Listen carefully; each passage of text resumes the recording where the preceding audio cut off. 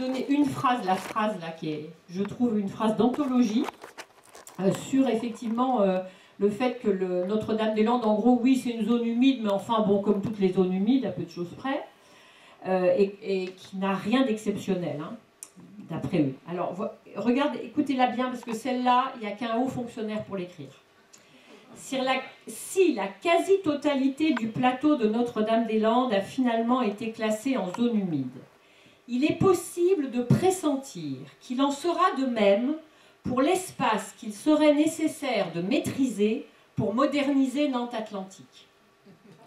Ça veut dire qu'ils sont effectivement persuadés, alors qu'ils ont dit qu'on n'a pas besoin d'allonger la piste de 2900 mètres à 3600, hein, on est bien d'accord. Mais il faudrait effectivement l'allonger un tout petit peu, là, juste ici, parce qu'il y a des nouvelles règles qui... Voilà, juste ici, là, ça c'est la piste de 2900 mètres, et il faut qu'on l'allonge un tout petit peu là, vous voyez, de 60 mètres, je crois, pour faire une raquette de retournement, parce qu'il y a des nouvelles règles, il faut que, voilà, on puisse se retourner à la fin de la piste. Alors, le petit rallongement de 60 mètres, là, nos inspecteurs disent qu'il est possible de pressentir que ce sera une zone humide et qu'il faudra maîtriser donc cet espace pour moderniser Nantes Atlantique. Alors, moi, je ne sais pas comment on peut dire ça. Ah bon, après tout, c'est que un pressentiment. Donc nous, on va essayer de leur montrer que c'est un mauvais pressentiment, hein. Mais bon, vous voyez... Ça, c'est quand même la limite de leur exercice. Enfin, vous pouvez rallumer, parce que là, je ne vous vois plus. Merci. La limite, quand même, de l'exercice, c'est que nous, on a très bien senti que ces inspecteurs ne vont pas aller démolir le travail qui a été fait par d'autres ingénieurs des ponts, des mines, etc., qui sont à la direction générale de l'aviation civile. C'est des confrères, c'est peut-être même des gens qui étaient dans la même promo, enfin bon... Alors, même si y a des points très positifs, nous, ce qu'on a ressenti, c'est, enfin, moi, je l'ai lu comme ça, notamment cette phrase sur la piste, où ils disent qu'en gros, on fait quand même plus confiance à la DGAC qu'à quelqu'un qui a travaillé pour une entreprise. C'est une espèce de mépris, quand même, qui persiste de ce que les autres peuvent apporter, quoi, de ce que les citoyens savent, de ce que nos compétences peuvent apporter, quoi. On n'est pas du monde de ceux qui savent. Et ça, c'est très agaçant de le lire en filigrane. Donc, normalement, on devrait dire, bon, on pose tout ça, et maintenant, on fait faire par une tierce expertise, c'est-à-dire par quelqu'un qui n'est ni la Direction Générale de l'Aviation Civile, ni nous, on fait refaire un vrai travail de comparaison entre Nantes Atlantique optimisée. Comment est-ce qu'on peut optimiser? Est-ce qu'effectivement prolonger la piste pose un gros problème en termes de zone naturelle, etc., etc.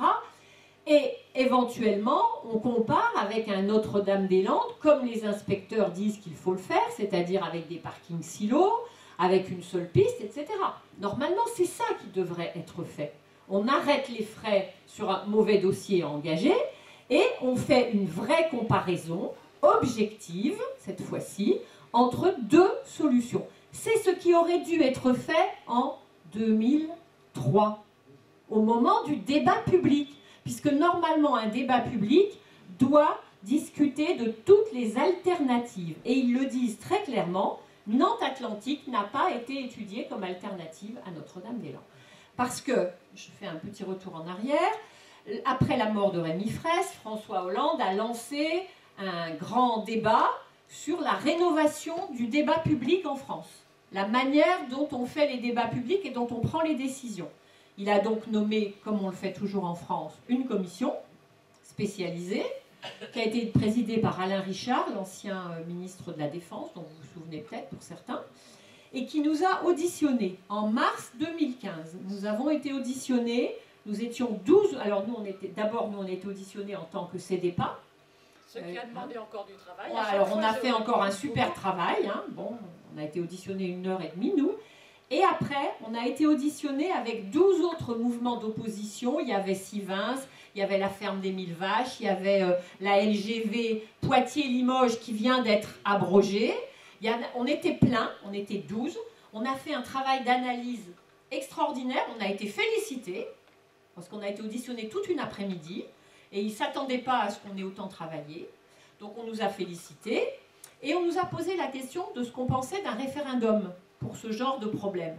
Et on a dit, attendez, on ne va pas demander à la population, à la fin d'un pataquès pareil, dans un dossier qui a été mal monté, depuis le début, on ne va pas demander aux gens de dire oui ou non. Voilà. Donc, nous, on a dit un référendum dans notre pays en ce moment, hein, enfin une consultation, c'est pas du tout dans les pratiques, et on devrait commencer par faire bien fonctionner les procédures démocratiques avant. Et puis, si jamais il y avait une consultation, il faut réfléchir au périmètre, il faut que le périmètre soit correct, il faut qu'il y ait des moyens donnés aux deux parties, il faut qu'il y ait une garantie d'indépendance, il faut que les médias donnent la parole de la même manière. Voilà, enfin, il y a plein de questions pour une vraie consultation populaire.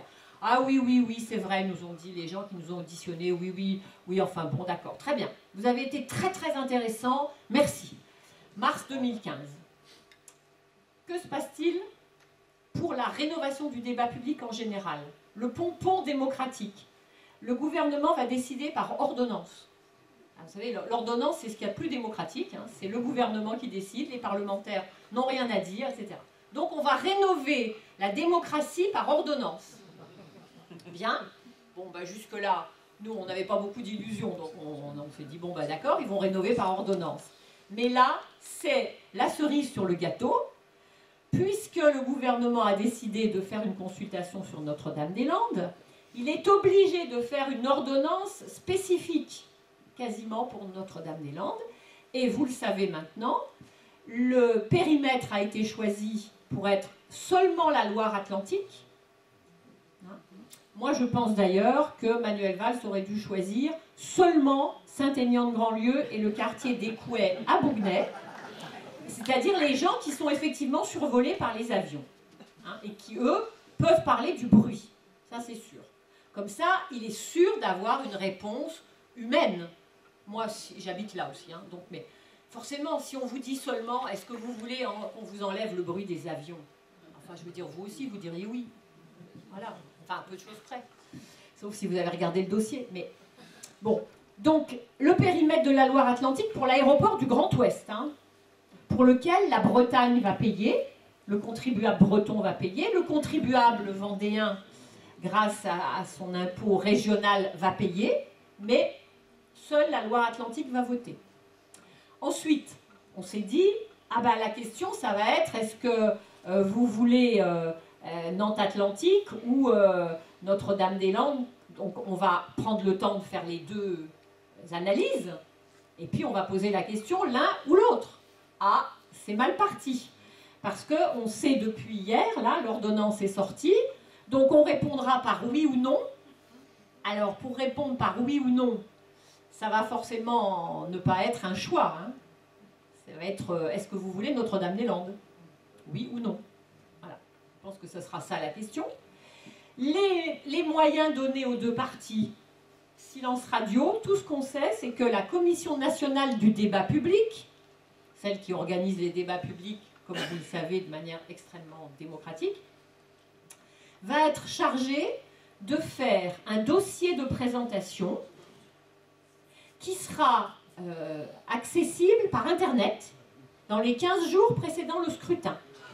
Et les mairies devront mettre un point d'accès Internet pour que leurs citoyens aillent voir le dossier. Donc, que va-t-il se passer? Eh bien, nous allons nous retrouver avec nos petits moyens à faire une campagne d'information pour les citoyens, et en face, ce sera l'argent privé et probablement l'argent public du syndicat mixte aéroportuaire et l'argent privé d'AGO probablement, qui vont arroser les citoyens d'informations. Voilà. Si ça n'est pas un déni de démocratie sous les apparences démocratiques, moi je ne sais plus ce que les mots veulent dire. Voilà. Alors, bien évidemment, ce référendum n'a pas valeur décisionnelle. Enfin, on va arrêter de l'appeler référendum d'ailleurs, mais... Alors, cette consultation, c'est un outil nouveau que l'État se donne pour prendre l'avis de la population. Et comme vous le savez d'ailleurs, parce que généralement vous donnez votre avis pendant les enquêtes publiques, hein. Alors on vous dit, vous avez donné votre avis, c'est très bien, on va faire ça, ce qu'on a décidé, de toute façon. Donc ça n'oblige rien, personne. Et d'ailleurs, si vous regardez bien, il n'y a pas de texte, le président de la République n'a pas écrit en disant si le oui l'emporte, on fait les travaux, si le non l'emporte, on arrête. C'est pas écrit. Parce que de toute façon, c'est une consultation pour avoir un avis. C'est un élément du dossier, exactement comme l'avis négatif de la commission scientifique. Avis négatif, mais on le fait quand même. Avis positif d'un tel, avis, voilà. Hein, d'accord? Donc il n'y a pas de lien direct derrière. C'est pas comme un référendum, enfin je ne sais même pas d'ailleurs, parce que celui de 2005, on a cru pourtant qu'il allait engager l'État, mais même pas. Bon. Donc de toute façon, nous allons contester l'ordonnance, parce que c'est une ordonnance qui va être prise, et nous allons la contester.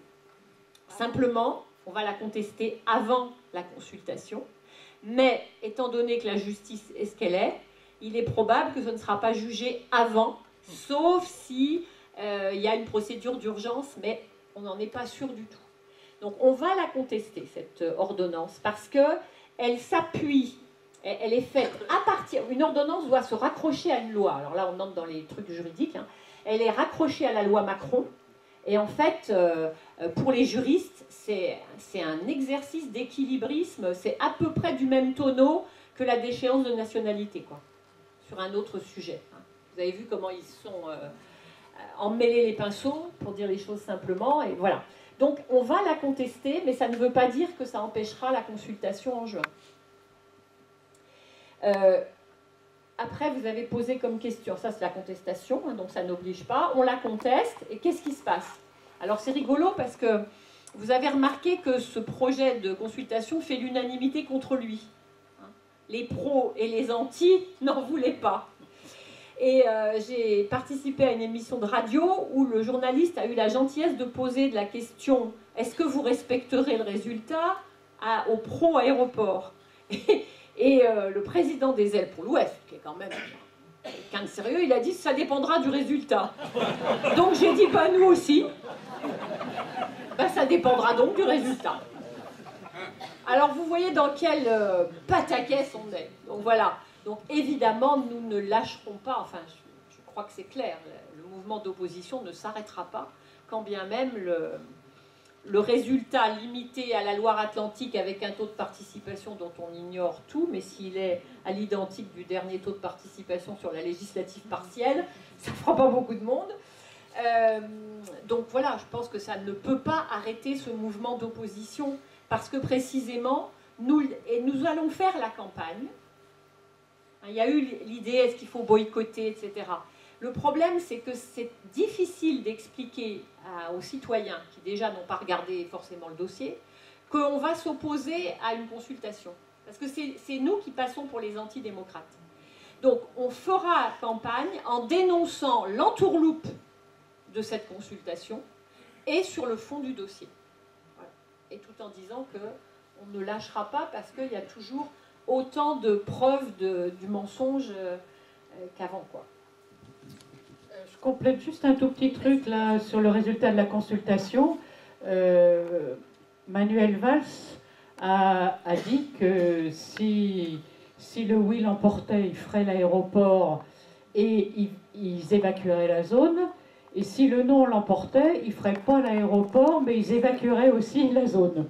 Donc on risque quand même d'être un peu mobilisés dans les deux cas pour l'après-consultation. Mais encore, les paroles de ministre, elles vont, elles viennent. Et depuis qu'on est sur ce dossier, on sait qu'il ne faut pas trop s'y fier non plus. Mais en tout cas, on a vraiment un grand intérêt à faire la campagne pour le non et à espérer que le non sorte victorieux. Ce serait quand même déjà un plus. Mais ce ne serait qu'un avis de la population, un avis des gens qui se sont exprimés. Voilà. Alors après, monsieur, vous avez cité la tribune des juristes disant que la consultation serait illégale parce que, effectivement, ce qui était prévu dans l'ordonnance, c'est pour des projets à venir, Et ça, c'était dans le cadre de la réforme du dialogue environnemental. Comment retombent-ils sur leurs pieds de manière extrêmement... en faisant un grand écart? En fait, en disant que toutes les décisions administratives n'ont pas été prises pour Notre-Dame-des-Landes, puisqu'il y a encore des arrêtés de destruction d'espèces, puisqu'on leur a signalé qu'ils en avaient oublié. Donc ils n'ont pas pris les arrêtés de destruction du campagnol amphibie. Ils disent qu'il n'y a pas le permis de construire, ce qui est vrai. Il n'y a toujours pas le permis de construire pour l'aérogare de Notre-Dame-des-Landes. Et donc, ils tirent, vous voyez comment on tord, quand on veut quelque chose, vous savez, quand on veut tuer son chien, on trouve une bonne raison. Quand on ne veut pas agrandir Nantes-Atlantique, on dit qu'on ne peut pas. Et quand on veut faire une consultation, même si on a dit que c'était pour des projets à venir, on dit « Ah ben oui, mais tout n'a pas été décidé, donc voilà ». Donc c'est comme ça. Alors, mais on attaquera, enfin on va utiliser ça bien sûr dans les attaques contre l'ordonnance, dans les recours contre l'ordonnance, mais ils ont été obligés de tordre le truc pour arriver à faire une ordonnance spéciale Notre-Dame-des-Landes. Ah, c'est très tordu.